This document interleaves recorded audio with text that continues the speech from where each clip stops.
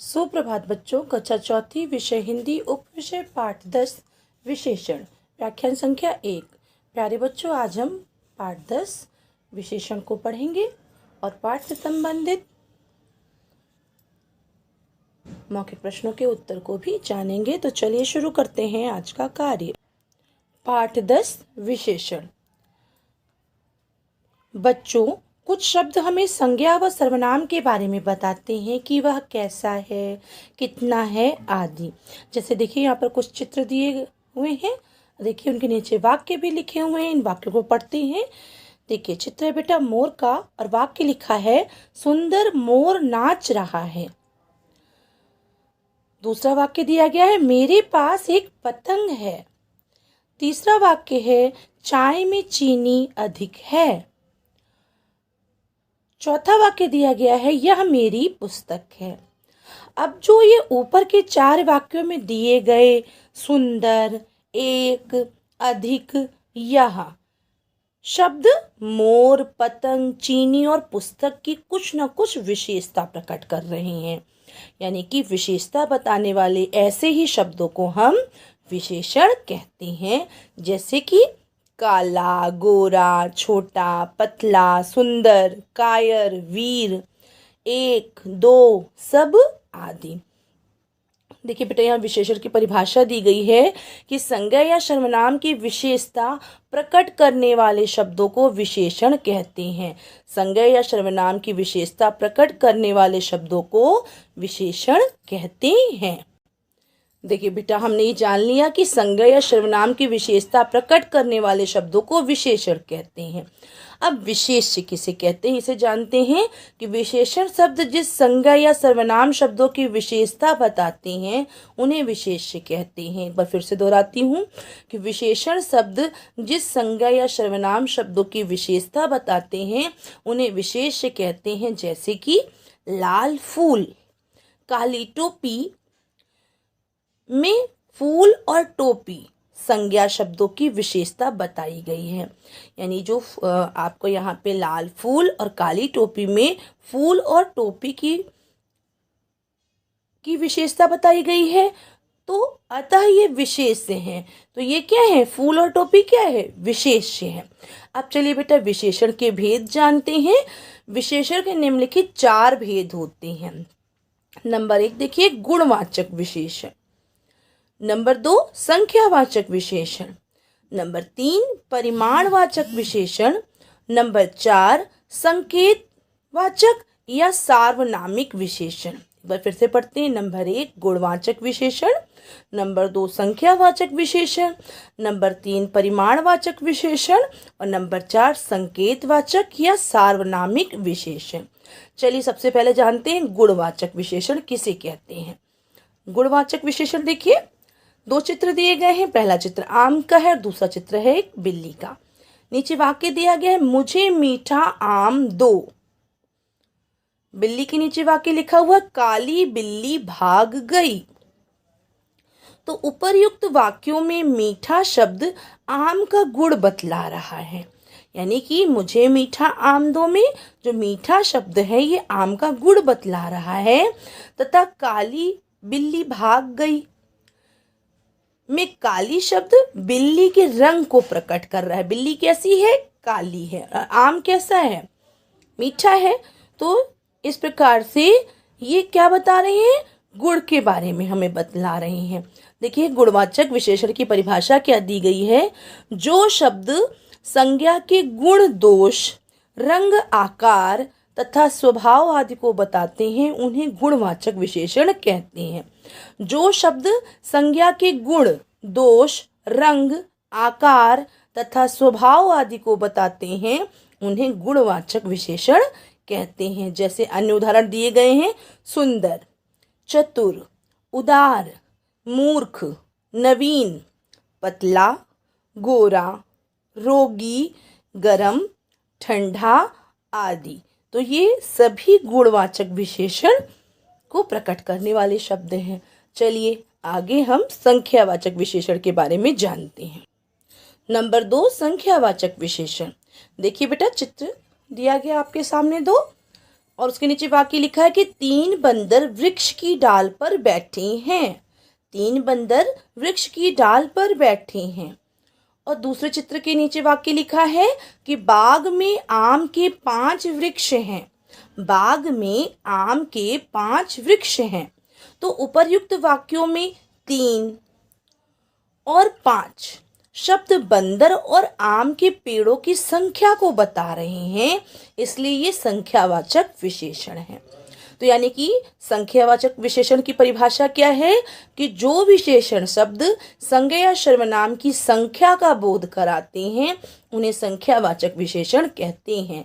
जो विशेषण शब्द संज्ञा या सर्वनाम की संख्या का बोध कराते हैं उन्हें संख्यावाचक विशेषण कहते हैं। अन्य उदाहरण दिए गए हैं जैसे कि 100, 50, कुछ, कई आदि। आपको अगर पे कहीं पर संख्या दिखाई दे या आपको कुछ, कई भी दिखाई दे तो बेटा ये संख्यावाचक विशेषण के उदाहरण हैं। ठीक है, अगला आता है हमारा नंबर 3 परिमाणवाचक विशेषण। क्या आता है? परिमाणवाचक विशेषण। देखिए बेटा, चित्र दिया गया और वाक्य लिखा हुआ है कि 5 लीटर मिट्टी का तेल लाओ। 5 लीटर मिट्टी का तेल लाओ। और दूसरे चित्र के नीचे लिखा है सालनी के सूट में 4 मीटर कपड़ा लगता है। सालनी के सूट में 4 मीटर कपड़ा लगता है।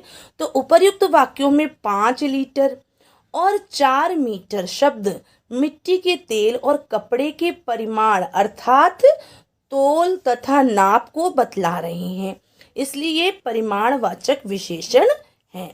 यानी कि अगर आपको कोई सामान नापना है या तौलना है तो वे किस में आ जाएंगे? परिमाणवाचक विशेषण में आएंगे।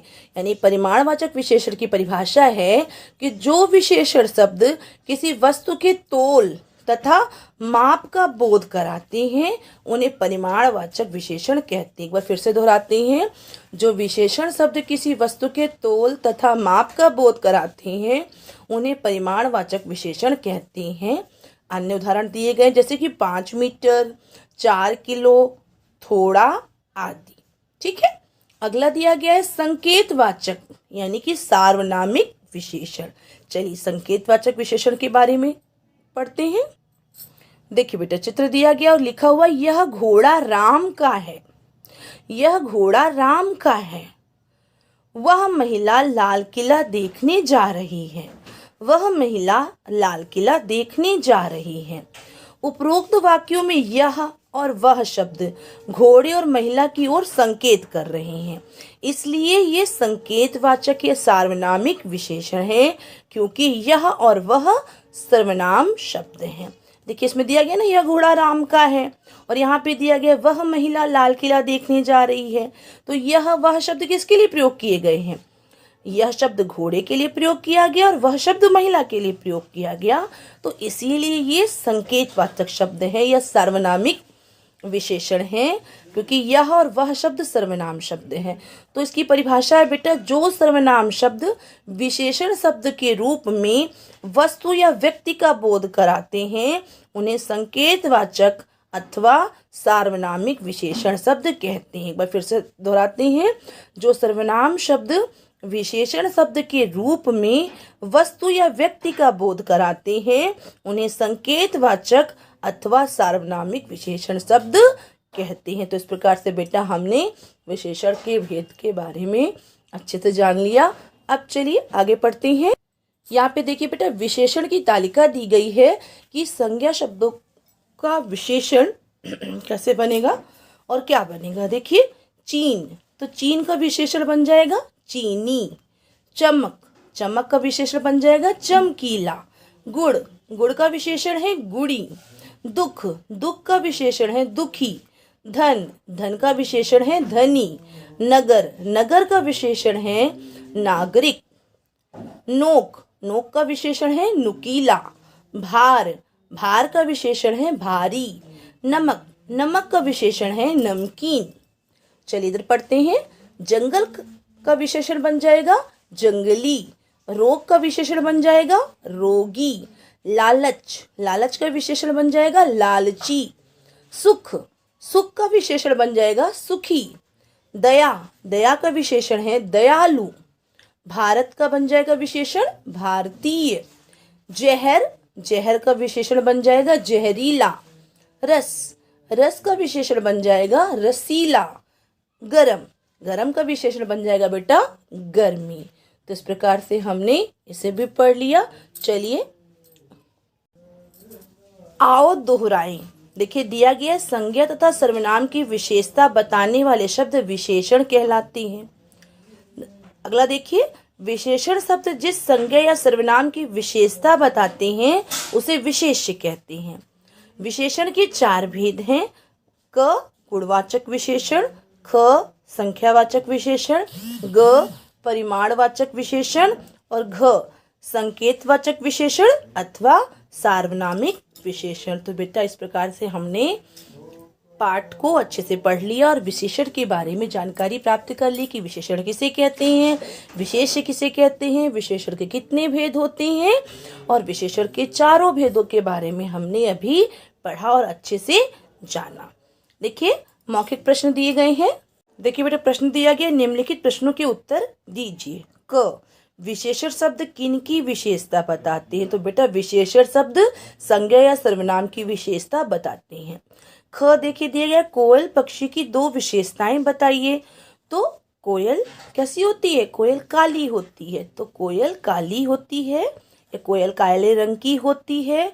और दूसरी विशेषता होती है उसकी बेटा कि कोयल मीठे स्वर में गाती है। कोयल मीठे या मधुर स्वर में गाती है। तो इस प्रकार से ये कोयल पक्षी की दो विशेषताएं हो गई। अब चलिए लिखित प्रश्न दिया गया है। क देखिए दिया गया विशेषण की परिभाषा लिखिए और ख दिया गया विशेष्य किसे कहते हैं। तो चलिए बेटा इन प्रश्नों को हम कक्षा कार्य के रूप में अपनी नोटबुक में यानी उत्तर पुस्तिका में करेंगे। इसके लिए बेटा आप दिनांक डालेंगे और दिनांक के नीचे आज की दिनांक लिखेंगे। पाठ 10 विशेषण डालेंगे, दिन लिखेंगे और दिन के नीचे आज का दिन डालेंगे। बीच में आपको कक्षा कार्य लिखना है। तो प्रश्न 1 है, निम्नलिखित प्रश्नों के उत्तर लिखिए। क विशेषण की परिभाषा लिखिए। तो चलिए इसके उत्तर को जानते हैं। तो बेटा इसका उत्तर है, संज्ञा या सर्वनाम की विशेषता प्रकट करने वाले शब्दों को विशेषण कहते हैं। एक बार फिर से दोहराती हूँ, संज्ञा या सर्वनाम की विशेषता प्रकट करने वाले शब्दों को विशेषण कहते हैं। ख देखिए दिया गया है, विशेष्य किसे कहते हैं? विशेष्य किसे कहते हैं? तो इसका उत्तर है बेटा, तो बेटा इसका उत्तर है, विशेषण शब्द जिस संज्ञा या सर्वनाम की विशेषता बताते हैं उसे विशेष्य कहते हैं। विशेषण शब्द जिस संज्ञा या सर्वनाम की विशेषता बताते हैं उसे विशेष्य कहते हैं। ग देखिए दिया है, विशेषण के कितने भेद होते हैं? विशेषण के कितने भेद होते हैं? तो इसका उत्तर जानते हैं। विशेषण के 4 भेद होते हैं बेटा। क गुणवाचक विशेषण, ख संख्यावाचक विशेषण, ग परिमाणवाचक विशेषण और घ संकेतवाचक विशेषण अथवा सार्वनामिक विशेषण। एक बार फिर से पढ़ते हैं, विशेषण के कितने भेद होते हैं? तो विशेषण के 4 भेद होते हैं। क गुणवाचक विशेषण, ख संख्यावाचक विशेषण, ग परिमाणवाचक विशेषण और घ संकेतवाचक विशेषण।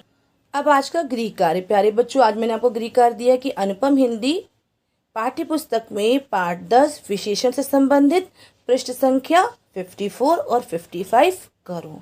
आपको ध्यानपूर्वक इस कार्य को करना है और समझकर करना है। धन्यवाद।